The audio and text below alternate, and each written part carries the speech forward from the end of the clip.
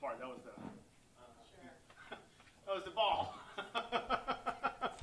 Hi, everybody. It's Grichuhin. I'm the Director for Advanced Lung and Heart Disease at HRN, where we provide home rehab network where we do pulmonary and cardiac rehab straight from your own home, where you see us, we see you. We use your tablet or your computer or your phone to live stream where I can see you and hear you, and you can see me and hear me. And we do therapy together. That's what HRN is all about. Rehabilitation everywhere. Anyways, we're going to start out with some ball exercises. Okay. So I have right here a nice, this is something that, this is just a typical type. You can get this pretty much anywhere. Sorry, I'm about to sneeze. Excuse me. The dust. Dust. Woo. All right. So on the ball, like I said, you can probably get it from pretty much anywhere. Amazon, Five Below, they do have those for $5 or something. Anyways, we're going to start doing some breathing exercises using a ball. Okay? But mostly just simple, basic exercises. The first one is where we do our hip flexor. So I'm sitting on the ball. I'm going to keep my feet kind of almost a little further than shoulder width apart. I'm going to roll just like this. It might look silly, but just work with me here. So I'm going to roll. Okay. I'm rolling back and forth all the way around. I'm going to be doing this about 20 times. And then I'm going to do it the opposite direction as well. So I'll do 20 times now here. All I have to do is just breathe throughout. Good rotations with those hips. Okay, so I'm using my hips here. Rotating. Okay, nice rotations. 20 times each direction, and then don't forget to go forward, to go back. Okay, forward, to go back. One thing you want to always make sure is that your trunk, your torso, kind of stays stationary as much as possible. What you're doing is kind of just moving the hips, okay, not moving your whole entire body around. Okay, so you go up, bring it down. Use those legs to push off. As I push off, I exhale. Come back in, I inhale. Exhale. And this won't give a lot of strain. It's actually very good for your joints. And then, of course, rotate to the left, rotate to the right. And, well, this is my left, but rotate to the right, and rotate to the left. So on the ball, if you're doing, if you're working out your back or you're working out your hips and everything, it's 20 rotations one direction, 20 rotations the opposite direction, then about 10 times going all the way down using your quadriceps, pushing out. Don't forget to exhale, right? When you push, you exhale. Okay, do that about 10 times, nice and slow, never fast. Then back and forth, left to right, kind of making a cross section. Okay, if you're making a circle 20 times the opposite direction. And this type of exercise will help with your legs, balance, especially the balance issue. It works with balance a lot, but also it helps your back, hips, and as well as knees and things like that. So these are simple ball exercises.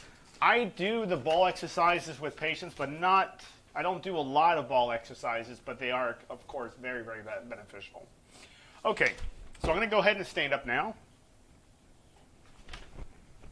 Okay. I'm going to move this to the side right here. All right. So there's a couple questions, well, actually 4 questions on here, so I'm going to see if I can tackle these.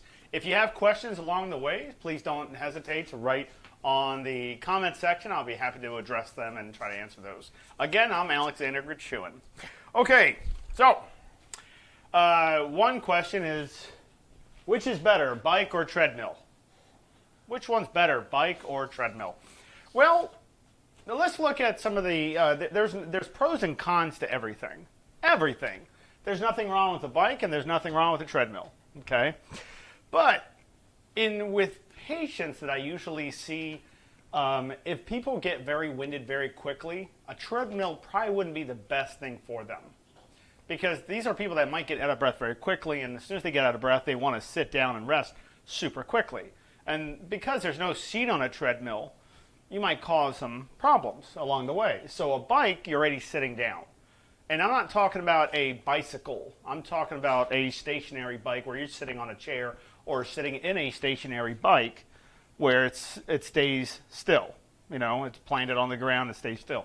So when people are working out with me, I usually choose the bike. I tell everyone, it's like, you can do leg flutters where you're just picking up your knees back and forth while sitting and kind of simulate like you're working out on a bike. But treadmills, I usually use that for more advanced patients. Advanced meaning like once I get somebody breathing difficulties and problems, you know, to a better situation, more rehabilitated, where the lungs aren't so bad anymore, then I can move them to a treadmill. But for now, I'll just keep using a bike.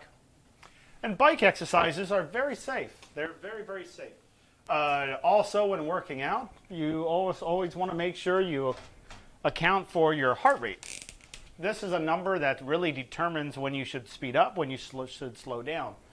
Heart rate levels, so we'll look at maximum heart rate is determined by what? What's maximum heart rate determined by? That's the number 220 minus your age. Okay? 220 minus your age. So if my maximum heart rate is 220 minus my age, so let's say I'm 85 years old. Okay, 220 minus 85 is 135. Okay, my range and pulse rate needs to stay at 40 to 80%. 40 to 80%. Okay? So if my maximum heart rate is 135, and how did I get 135? I took the number 220. Doesn't matter if you're male or female, but 220 minus your age. I pretended I was 85 years old, so 220 minus 85 is 135. Now I take 135 and multiply by 0.4, or 40%, and that's going to give me 54. Let me write that not in the same marker, but a different color marker so you can distinguish the value and answer. Okay, so 54 to 135 times 0.8, 107. So my pulse rate range is 54 to 107 beats per minute. Great. Now when I go on a bike or onto a treadmill, depending on if I'm ready for a treadmill, once I go on a bike, I can just keep track of my pulse rate. When my pulse rate is going higher, let's say it's being elevated. Let's say I'm 85 years old, but my pulse rate is going to 120. It's getting close to my maximum heart rate. I need to only work out in zones of 54 beats per minute to 107 beats per minute. But I'm going up higher. What does it mean when your heart rate goes up higher? What does that mean? What are some deep, good breathing techniques? Dawn, let's answer the question first. If anybody wants to answer these questions, and I see there's a lot of people on there, answer this question first. When my heart rate goes up higher, what does that mean? When my heart rate's increasing, what else is increasing in my body? CO2 production. The production of CO2 is starting to increase. Okay? So when your pulse rate increases, your CO2 increases. The higher your CO2, the higher your heart rate, the more out of breath you feel. Okay, that's what causes out of breath, not low oxygen, right? Okay, so 54 to 107 beats per minute. All right, for somebody who's 85 years old. They're working out on a bike. Let's say they're working out on a bike, and just pretend I'm working out on a bike. My heart rate goes up. What should I do? Heart rate's going higher than 107. I'm going past 80% of my maximum heart rate. This is my safe zone here.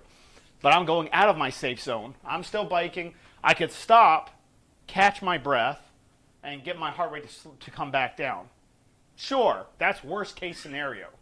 How about when I shouldn't stop? If I can't stop or I shouldn't stop, what can I do to lower my heart rate without stopping?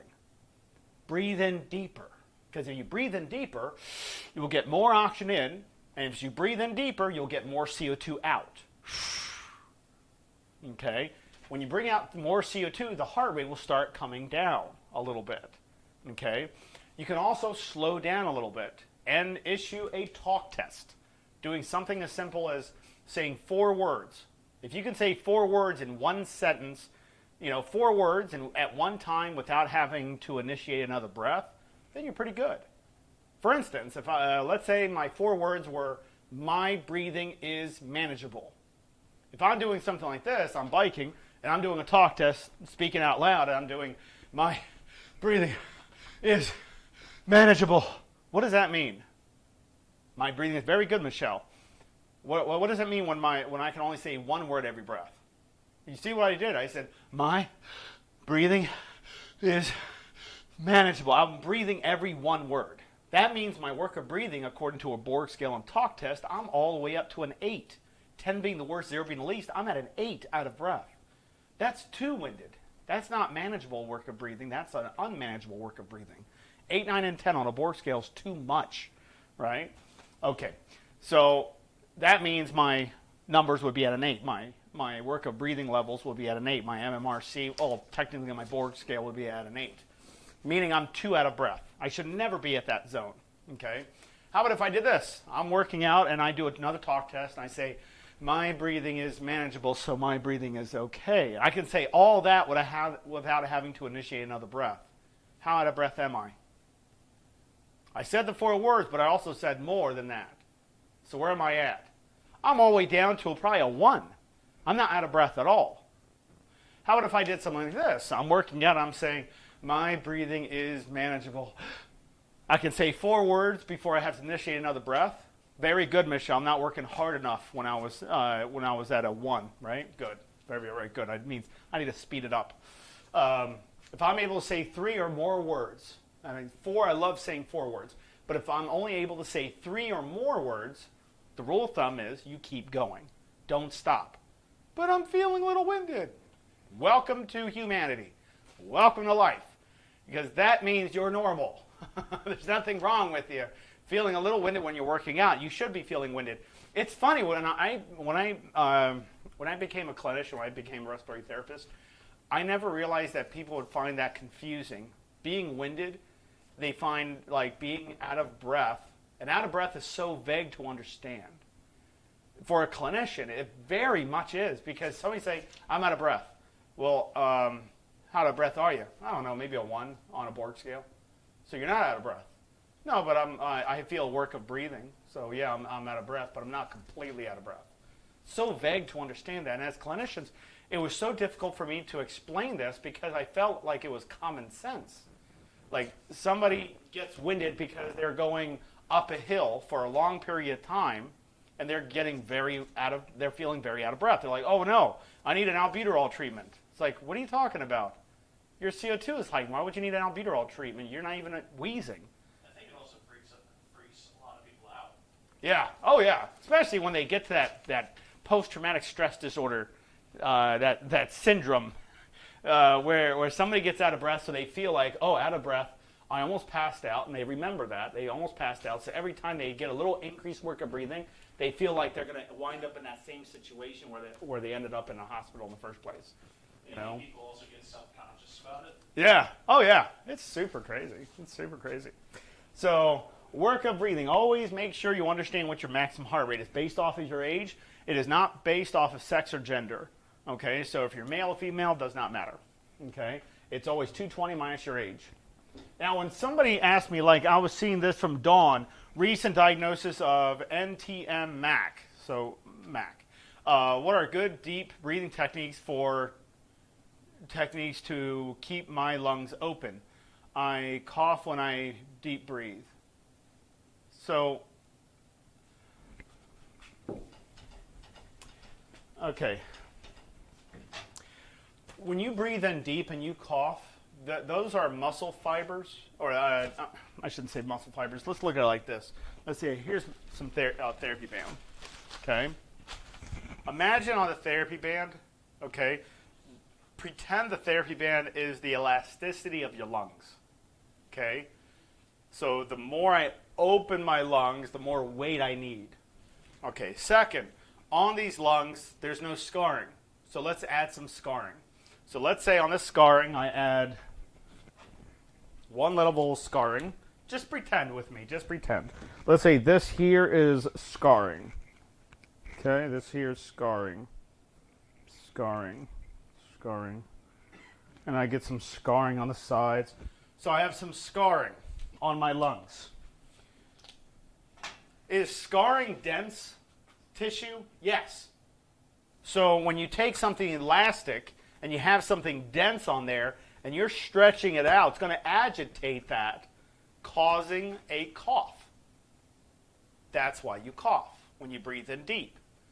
Okay, not everybody coughs when they breathe in deep. I'm answering with Dawn. This happens, the same thing, Dawn Friedman on there. This is the same thing that happens when people have COVID. It's not Dawn that has this cough that when people breathe in deep. When somebody has a lot of scarring, especially with fibrotic patients, idiopathic pulmonary fibrosis, you have COPD, you have people with bronchiectasis, cystic fibrosis, you have all sorts of lung disease. Anytime, is it possible to get Alex's email address? I got it. There you go. All right. Yeah, just put the subject line on that. When you email me, subject line, put Alex on the subject line. And yeah, so it'll go straight to me. Okay, so with lung disease, you're stretching those lungs out when you breathe in deep. If there's scarring, it's going to agitate and cause you to cough. That's exactly what will happen.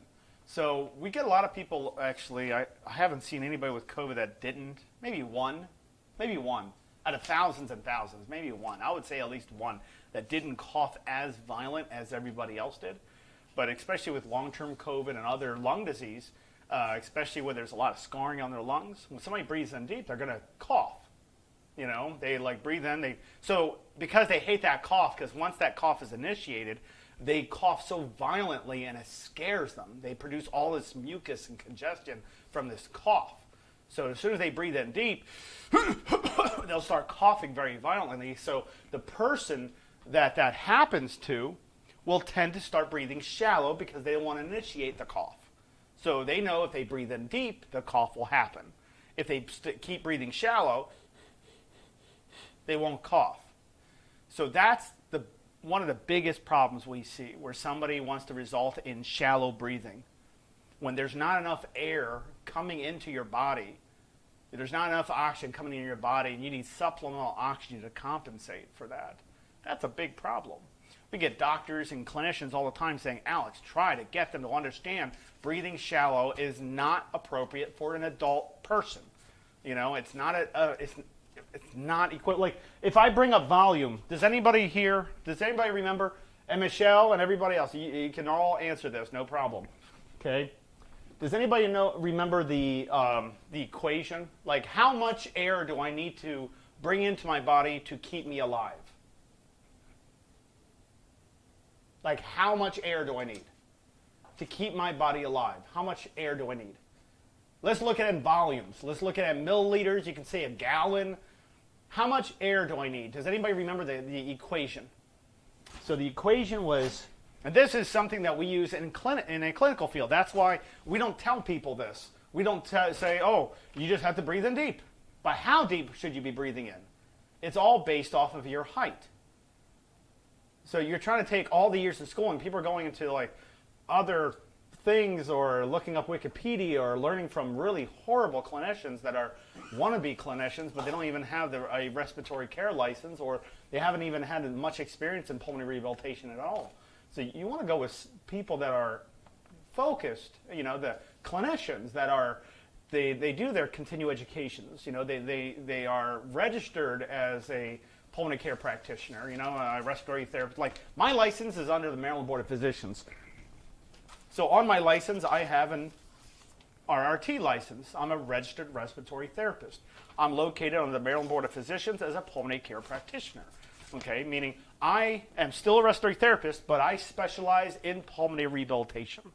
I'm a very high-structured, high-functioning individual when it comes to pulmonary rehab.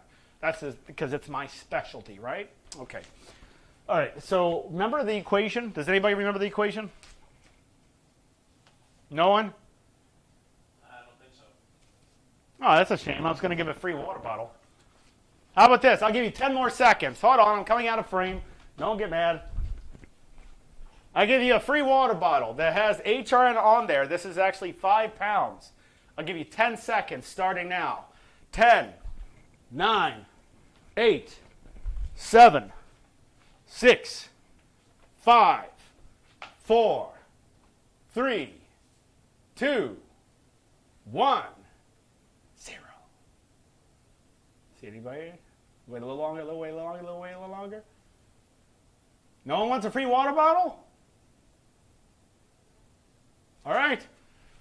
So, no water bottle this time. You guys could have gotten something really cool. That water bottle is awesome. All right. Come on, we got to take notes. You got to take notes, okay? We went over this many times. You should, most of you guys should get this. Nailed it. You should nail it every single time. So, no big deal, but, unfortunately, no one answered the question. But the equation is, please write this down, okay? So next time you'll win a free water bottle if I bring up this question again, okay? It's 65 milliliters per kilogram of your ideal body weight. Somebody said, oh, am I supposed to be breathing at least 2,000 milliliters on my incentive spirometer? I says, well, how do you know that that's sufficient? Like, what if somebody is an adult that it's this tall? Don't make fun of it. There's people that they're adults, they're this small. Okay, they're this tall. Okay, like 3 feet, 4 feet. There are people that tall. They're adults, not kids. Okay, use 2,000 milliliters. Is that good enough for somebody that tall? No, that's too much for them probably. You have to base it off of your ideal body weight, not your current weight. Your ideal body weight. You don't understand why clinicians go to school for years upon years upon years upon years. It's because this is a science. It's sometimes an art form, but it's a science. So 65 milliliters per kilogram of ideal body weight. So let's take me, for instance. I am 6 foot tall, right? Yes, I am 6 feet tall. So I'm 6 foot tall. I currently weigh 200 pounds.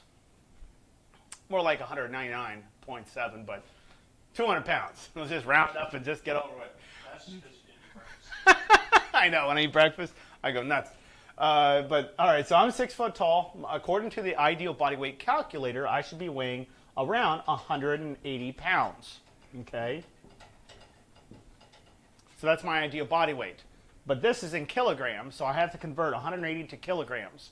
So I'm going to divide 180 divided by 2.2, and that's going to give me 81.8, okay? I'm just going to round up and say 82. Okay, because 81.8 is closer to 82. So 82 kilograms. So my ideal body weight is 82 kilograms. I just converted pounds to kilograms. That's all I did. So 82 times 65 is 5,330. That's my maximum lung volume. That's my vital capacity, my forced vital capacity, my inspiratory capacity, my tidal volume, all combined. That's my total lung volume. So as a 6 foot tall person, I should be able to fill up my lungs to 5,330. Now, do I have to breathe up to that volume? No.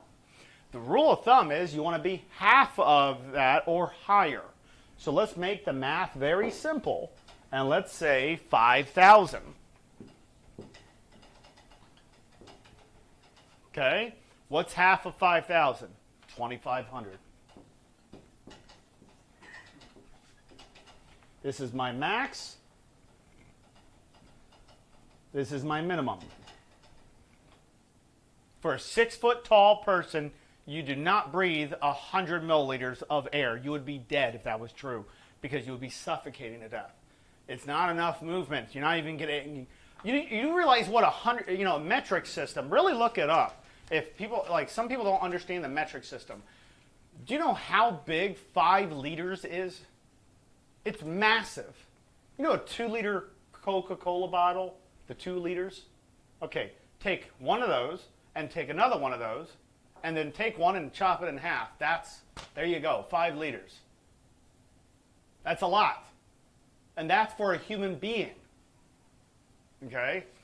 A blue whale's lungs, you can park 2 school buses in one lung.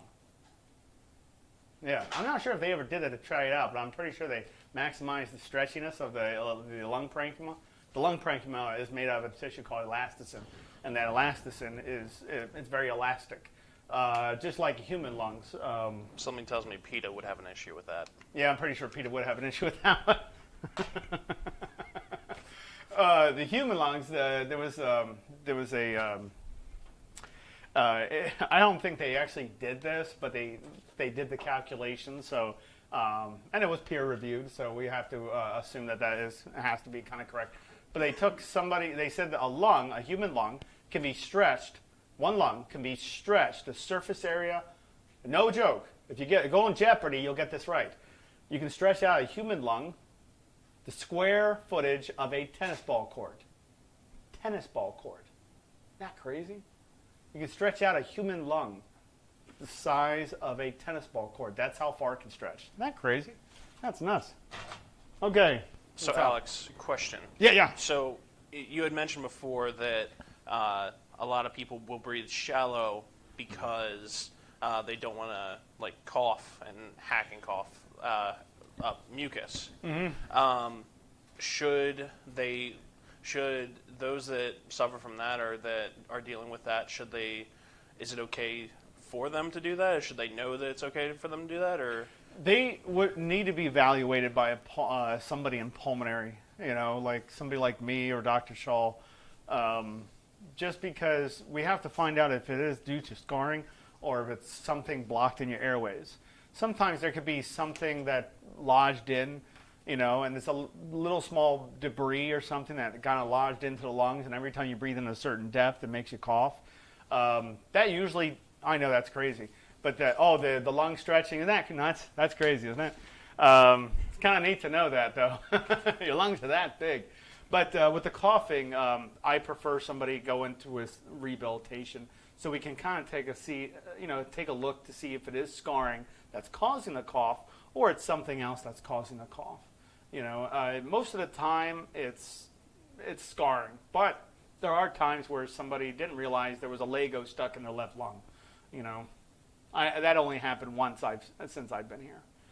There was a Lego stuck in somebody's lung, a very small one. I'm not sure how it got in there, but didn't realize that? Yeah, they didn't realize that. I guess they were building up to it. Oh, come on, that was a good one. That was awesome. They were building up to that. Yeah, so they were, yes, they were coughing. And coughing, it's, when you cough, your body's trying to get rid of something in there. It could be agitation, but your body's doesn't like it, so it's trying to get rid of it. Usually when your body's responding to you like that, like you're coughing and you're not doing it purposely, it's just your body just automatically does it. Your body's telling you something. There's something going on and it doesn't like it. Just like stress. You have stress. What does your body do when it's stressed out? It tries to stay away from it. Tries to get away. If stress increases, almost like what did Mary say? A Lego. Like she's shocked. Oh, she's shocked with a Lego. Yeah, it actually happened. Yeah, it was. I'm not sure how it happened. I have no idea. Maybe somebody was sleeping. Their kids were sleeping on their same bed and playing with Legos, and they just dropped it in there. Boop. I have no idea. But it was a Lego stuck in somebody's left lung, and they were coughing every time they breathed in. Yeah. Shoot across the room from downtown. Well, I didn't know it was a Lego until the doctor called me up because I was curious what was causing this. Because I looked at the chest X-ray, I looked at the anterior posterior X-ray, and I saw that there was not major scarring. There was scarring on there, but not very heavy, dense scarring that would cause that glottic pharyngeal spasm for somebody to cough very violently. So it was making no sense to me. So when I talked to the doctor, her doctor. I talked to her doctor, and the doctor said, can you just let him know to come in? And so the doctor's office called the patient up, their patient, and they did a chest X-ray, and they found something was in there, and they went in with a bronchoscope and pulled it out, and there was a yellow Lego, very small little cylindrical block, And it was a Lego causing the agitation. I had no idea it was a Lego, but yeah, it was a Lego. Yeah, that actually happened. I can't believe that happened. You hear about pennies and quarters and when they're kids. Yeah, you hear stuff like that, but that is just absolutely nuts. Did you hear about the seeds? Somebody was doing something with seeds. They were eating seeds, but the seeds were so loose. They were very dry, and they accidentally inhaled the seeds. And the seeds were very, very small. I forget what type of seeds. Was it like sunflower seeds? No. These were very small seeds, almost like poppy seeds, but they're not poppy seeds. They were just very small. And they were inhaling, and there was a plant growing in their lungs. That is terrifying. Yeah, and the lungs stay wet. They're not meant to be dry. They're meant to be wet. So it was the mast cells and globulate cells were producing enough enzyme to keep the plant alive. And then, yeah, there was a plant growing in somebody's lungs. I've never seen it. I just, when they build up reports about, hey, this happened, and I looked into it, and I was like, oh my goodness, there was a lung? Chia seeds. Yeah, it might have been Mary. I think you're right. It might have been a chia seed. They're very small and very smooth and slick. I think, somebody inhaled it, and it actually plants started to grow out of there. They didn't even know. They were just having some weird amount of congestion because the body was trying to get rid of something. And in that case, it was a plant. I'm just wondering if they took the plant out, did they replant it? Or did they just throw it away? Oh, gosh. Well, I'm just wondering if breathing would have been easier because now you have all this oxygen. I was about to say, you got all the the oxygen, plant's you're producing. just eating its CO2. But I don't think it works that way. That's funny to think that way, though. But We found the cure for COPD. yeah, let's just plant a tree inside of you and see how it grows. You know, there was that whole thing with that cadavers, what they're doing in England or something. Did you hear about that? So instead of caskets, they take a plant, a tree. They Yeah, plant and they your put ashes. they just, not the ashes, but they actually take your cadaver and put it in here, while the plant, and this is made out of nap, and this gets, and then you have a tree making fruit or flowers or whatever, and living off of your carcass. Yeah, it's like the circle of life sort of thing. Yeah, so I thought it was cool, but I don't think I want to do that because it's, I don't know, maybe. I want a Viking funeral for a reason. Yeah, I don't know how, but I don't think I would ever want that, you know.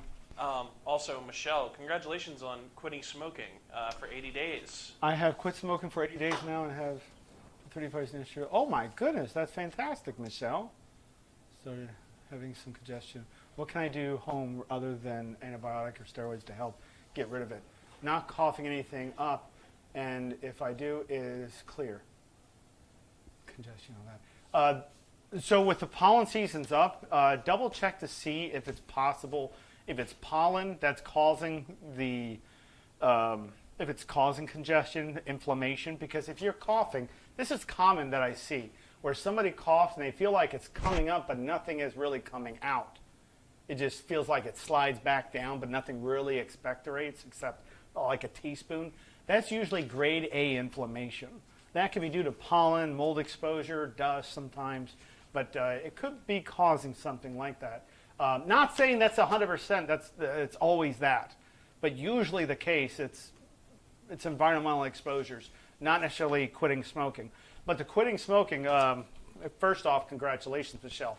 Second, when people stop smoking, there's going to be a lot of scarring going to happen, right? A lot of scarring. Why? Because all that damage that was done by that smoking. And now you're going to have a lot of repair in the lungs, and so you're going to get a lot of solidification. Your lungs are going to solidify a little bit. So basically, after you quit smoking, is it possible that your lungs feel a little tight? Yes, they'll get tighter as they go along, as they heal. It feels tight. You feel a lot of pressure. Feels like there's an elephant on your chest.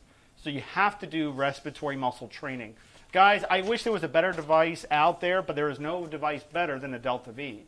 The Delta V is the one device we use. I would highly suggest going to deltav.rehab and just getting one and doing respiratory muscle training. At least get your lung functions up that way. You know, once you get your lung functions up, it's kind of easier. You know, it's a lot nicer, it's a lot easier.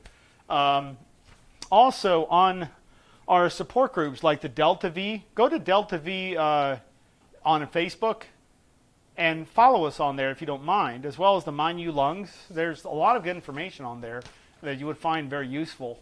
I would highly suggest taking advantage of those social media groups. See, Mary Williams, they enlarge when liquid is added. I put them in smoothie every day. Great source of energy. I think she's talking about the chia seeds. I think she's talking about the chia seeds. Oh, the chia seeds? Yeah. Oh.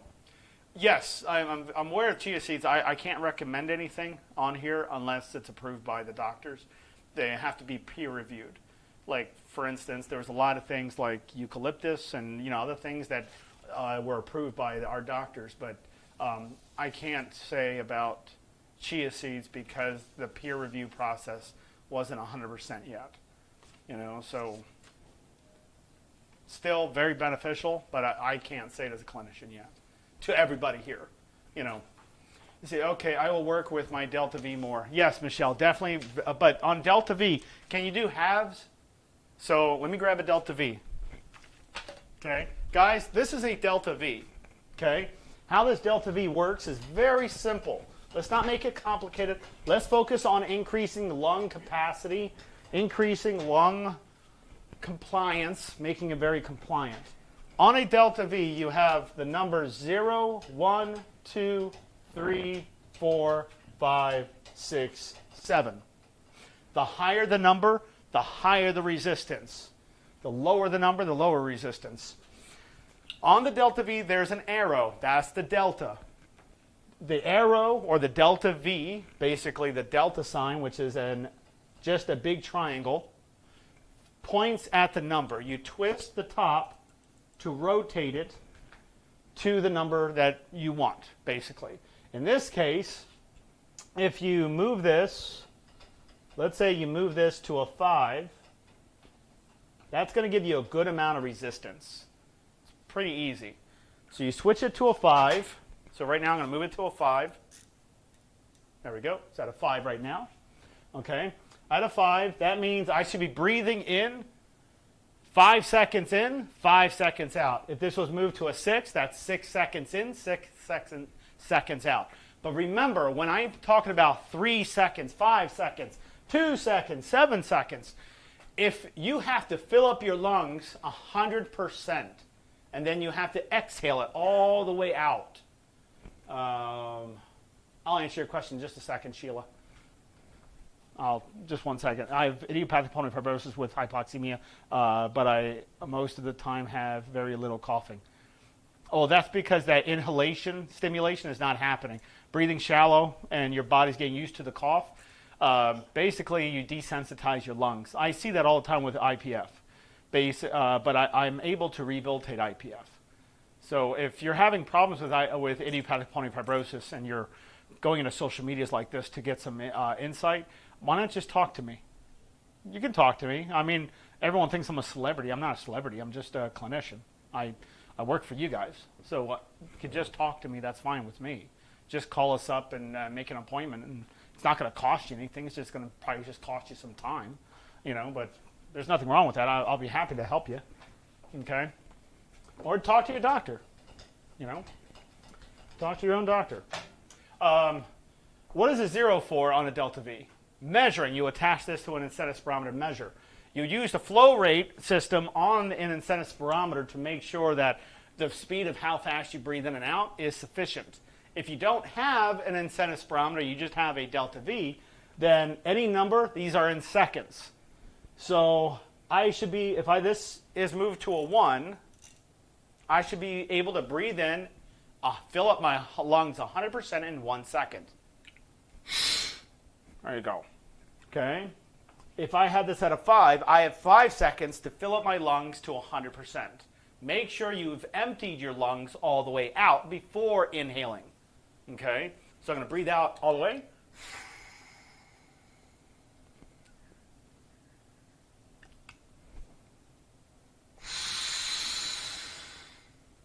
And that was about 5 seconds, a little shorter, but I just had to keep pulling air in. 5 seconds. If this move over to 6, then it's 6 seconds on inhale. Right? So do halves. What I mean by halves is just like so. Right now, this is at a 5. I'm going to breathe out, but when I breathe out, I can't talk and breathe at the same exact time. So I'm going to use my fingers as counting. Okay? Watch me. I'm going to exhale first.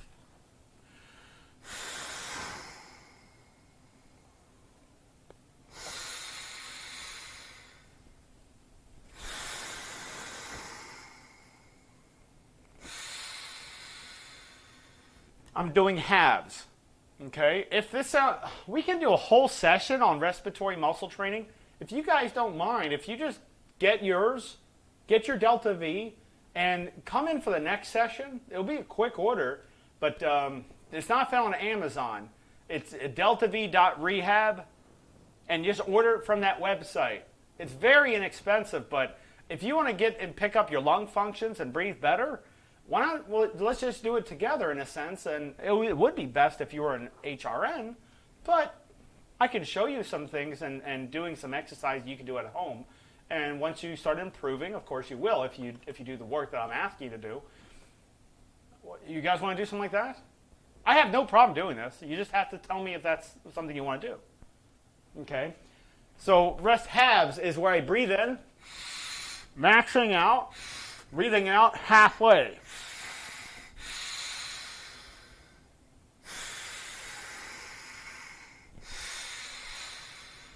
Chest up. Then I'll do my sides.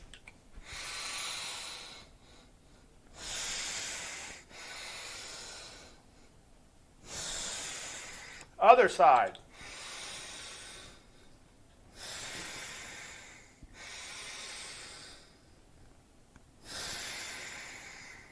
Okay? There's a lot of ways to do respiratory muscle training, but what the point of this is, not just removal of congestion, not just to make your lungs compliant, not just to pick up your oxygen, making oxygenation a lot easier. Air physio is not this, guys. Guys, this is a Delta V. Get off air physio and everything else.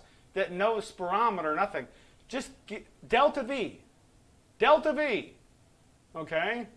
Stop getting all that jargon, bargain stuff from salesmen that just used your brain to brainwash you. Look, air physio is a flutter valve. Okay? There's a lot of people who use air physio, and there was a lot of people that with complications. Why do you think I don't bring it up in here? Does that make sense? No, it's okay. So this is a Delta V. Delta V stands for change in volume. Delta, this is a delta sign. The arrow or the triangle faces the number. You turn the dial. It's not calculus. You turn the dial. You'll increase the resistance to give you more strength, to more muscle. Okay?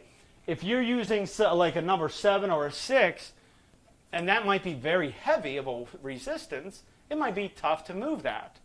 You know, you might want to start with a lighter weight first and move up to a higher resistance. But if you guys get something like this, or at least I can show you. You know, just go on to deltav.rehab, and I'll be happy. Just grab a Delta V. They're very inexpensive. Okay, they're a lot less expensive than any other device you'll find out there. I know that. They're cheaper, but they're widely used in hospitals, and we use them. We only use these to increase our patients' muscles for their respiratory muscles to breathe better. How do you think we rehab people? You know, there's a lot of things we do, but we have to implement respiratory muscle training. We don't use any other device besides the Delta V. The top company in the world, that's HRN. We are the top ones. Virtual pulmonary rehab, we are the best of the best. There's no program out there that will ever come close to us. Why do you think we only use Delta Vs? You know, there's an old saying, sometimes the best bottle of wine is not the most expensive. Do you understand? People try to spend these crazy things, like $200, $300 for these devices, and they can get something that was like $30. They're like way less expensive, and they're thinking that the most expensive thing must be the better thing. That's not the case. This isn't a name brand garment that you would wear. You know, this is not like you're buying Louis Vuitton or something like that, or Coach or something. You know, it's not the name brand. It's the quality of the device and how much it does for somebody. These are the best ones you could ever use. I'm not kidding. Just look it up. It's highly recommended. You know, there's a reason why we use them, and we only use those. We don't use breathers. We don't use any other device. Delta V is what we use. Okay. I had one of the others, but threw it away after getting the Delta V because it was useless. Thank you, Michelle. I'm not trying to diss anybody else. Their device is probably good, but We use the Delta V. The reason why is it's very inexpensive. It's dishwasher safe. It's easy to clean. Also, it's just a check valve in a sense. You can attach it to an incentive spirometer where somebody can attach it to their own incentive spirometer, take the mouthpiece off the original one, and put this device, that's what that rib is on there for, on the very end of it. So they can measure their volumes, making sure they're always increasing their volumes. The other devices don't incorporate that, so you have no idea if you're improving or not. Some people feel like, oh, I feel like I'm improving. Yeah, I think I'm improving, but it's more like a placebo effect, you know. In this case, that device shows you if you are or you're not. And if you're not, then you would go into rehabilitation or ask somebody like me to help increase and show you better techniques. But we haven't had anybody that really did a bad job with the Delta V in the first place. From everybody, it's very user-friendly, you know. So, yeah, it's really it's not that complicated. Okay, how about this? On Thursday, I'm going to hold you to it. Everybody hold me to it. On Thursday, if you have a Delta V, get a Delta V. By Thursday, we're going to do respiratory muscle training, okay? And we're going to do 10 minutes of it. 10 minutes, okay? Don't grab a breather because I promise you it won't work. It won't work. I know the makers of the breather. I tell them you have to make sure those patients manage their flow rate. They have it set to the highest setting. Watch this.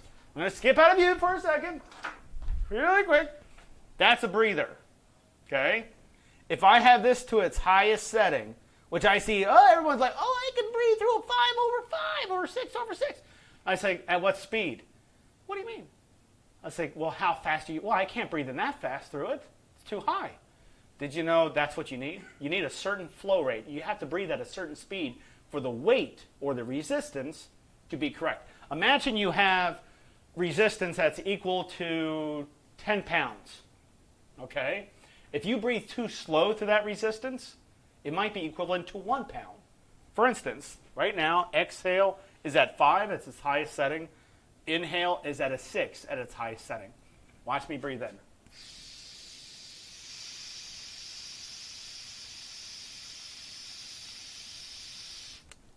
See, you can hear me breathing in, but what speed am I supposed to breathe in for the weight to be correct? People say, oh, well, I'm at the highest setting, I'm good. I'm like, what speed? You should be able to fill up your lungs on inhale in 6 seconds, not 15 seconds. 6 seconds. You're looking at flow rate with diameter. It's an equation, but it's where high pressure follows low pressure through a diameter. But anyways.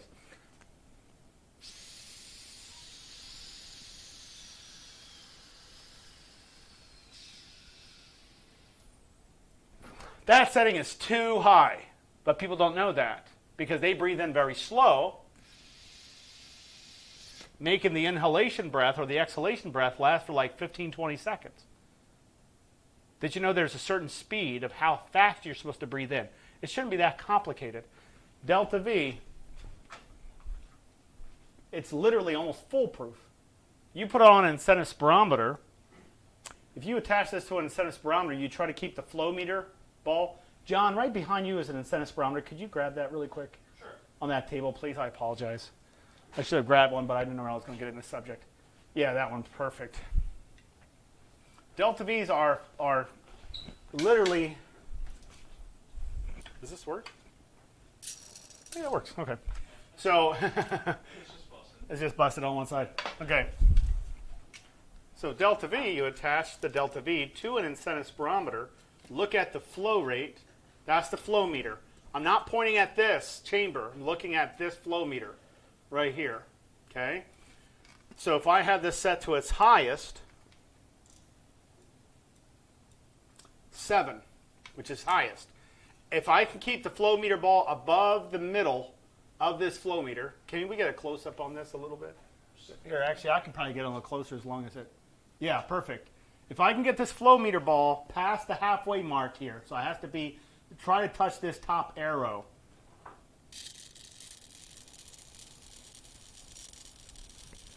I'm literally trying to get that up to the top arrow. It is too heavy. Now, so let's lower the resistance down. Let me drop it down to a 4.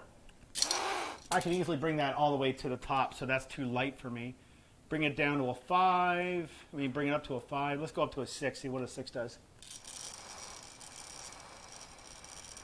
That resistance is pretty perfect. So now I know a 6 and a 5 is probably the best numbers to stick with for respiratory muscle training. You know, people set these things like the breathers or something else to a very high resistance. They forget one simple thing when it comes to working out.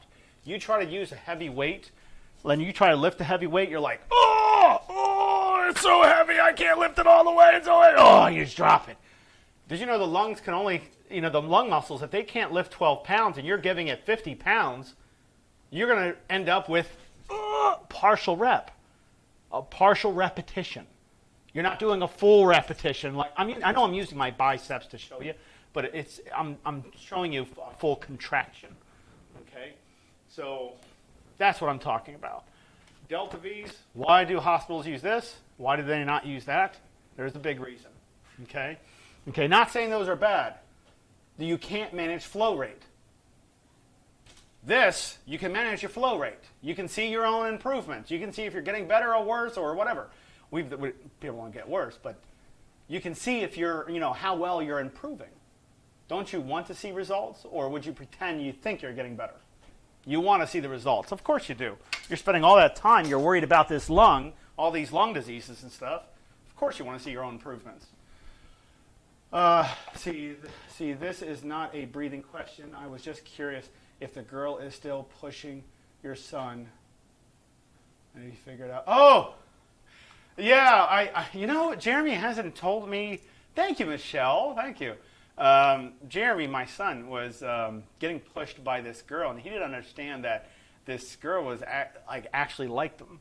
So he was thinking that she was being mean, And we all knew because but he didn't know. So I was in my car, and I said, you know what, I'm going to go on Facebook, and there's that video if you want to look at that video on Facebook, and. He was getting bullied. He thought he was getting bullied when the girl was just pushing him because he liked him, I haven't heard about that lately. I think everything's kind of subsided. But he told me that he's in love. Kids love. He's in love with a girl named Addison. He says Addie. And we went to the store, and he was like, I need to get this necklace. I said, what do you mean, for what? He says, for Addison. And I says, oh, okay. Didn't pay no mind. I was like, all right, fine, Yeah, I give him a little allowance. And, so he got a little necklace and stuff like that for Edison. It's been, it's his girlfriend, I guess. Did he give that to her yet, or did you just spoil the gift? No, he just gave it. I told him, I says, look, women want to be wanted. They want, if you like somebody, you don't just hide yourself, I'm a little different, but I just, if you like somebody, talk to them, And my son, he's 8 years old, and he's like, what should I talk to her about? And I say, what do you like? And he said, I like drawing. Talk about that. Okay? And, he tried to bring up the whole thing with love. It was so funny. And he says, he's like, Dad. He didn't call me Alex. He better never call me Alex. I was like, I'm your father. But he was like, Dad, I says, I don't understand love. And, my son is very intelligent. He has they call it a disability, but he has autism at a higher spectrum. So he thinks incredibly fast. How fast? He looked at somebody with Down syndrome that could only speak in sign language in their own language, not traditional sign language. The daycare called me up. This is when he was 3 years old. Daycare called me up saying something's wrong with your son. He's making these signs. At 3 years old, he developed to understand how to communicate with that girl that had Down syndrome. And he did it. And I didn't even know what he was doing. And so I went to daycare. They said something's wrong. I go over there, and daycare's like, he's doing these things with his hands. He's not really talking to us. And I said, well, all right. So I went to the side. I didn't show my son I was there. I looked to the side, and I saw him what he was doing, and he was on the other side of the glass. There was this girl with Down syndrome that only spoke in her own sign language, and her parents know the sign language, but I guess no one else does. So Jeremy was looking and playing back these signs that she was giving off, and he was understanding which letters they represented. You ask my son anytime to say the Greek alphabet from alpha all the way to zeta. He'll know it. He'll know the alphabet front and back. He'll know math equations left and right.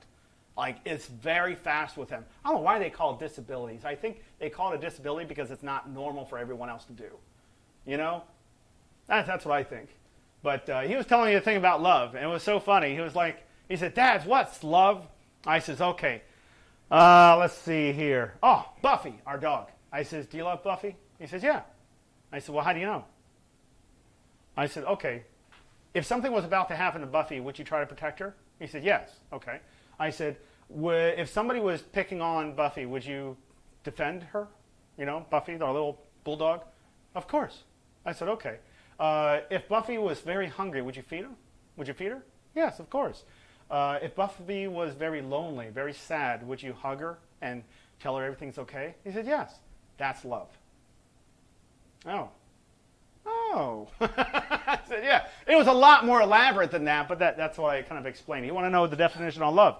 I said, would you fight for her? Would you die for her? That's love.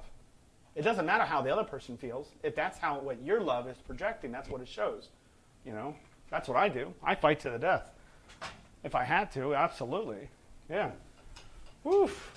Anyways, Delta V's on Thursdays. And if you don't have a Delta V, I'm sorry, that sucks. Because you can't breathe in. I'm joking. I'm kidding. But get a Delta V. Try to do some rehab with me. And how do we order the Delta V? Delta V, you go on to deltav.rehab. You can even go to the homerehabnetwork.com store, on our store, and there's Delta V's on there. So yeah, just get a Delta V. They're not very expensive. Get a Delta V, and let's increase some lung functions, okay? And what's horrible about this is that one or two people will actually want to do this, while everybody else will just sit and procrastinate. And they're wondering why they keep getting worse, worse, worse, worse. It's the worst thing you could do. If you want actual help, if you actually want to feel a little bit better, this is not a gimmick. This is not like, oh, what's the catch?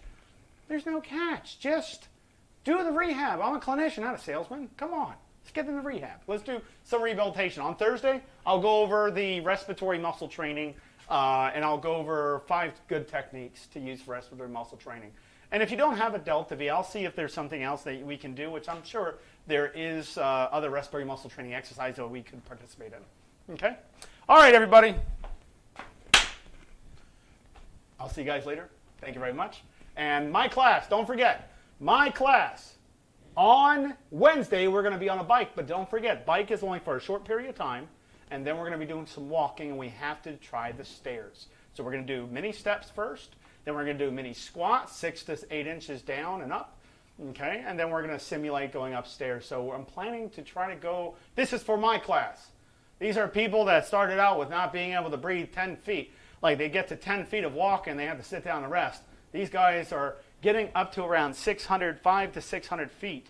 So we got to promote better breathing with the walk. You're very welcome, Rebecca. I can't make Thursday. I have an appointment. Come on, Michelle. That's okay, Michelle. You can always watch this. Exactly. Just Thursday's rewind it. live stream back. There you go. Just rewind it. All right, everybody. Remember, I'm from Home Rehab Network. Please look us up. Please follow us on Instagram, Twitter, and YouTube, of course, and Facebook. And give us a like and subscribe. And like and subscribe. Come on, help me help you. Help me help you. Because when we look at data and statistics, Dr. Shaw will be like, "What? These things aren't going up. No one's viewing us. Why are we doing this?" And I said, "Come on, you gotta give me something." All right, guys. Thank you very much. I'll see you guys. Bye bye. Reviving from the tree.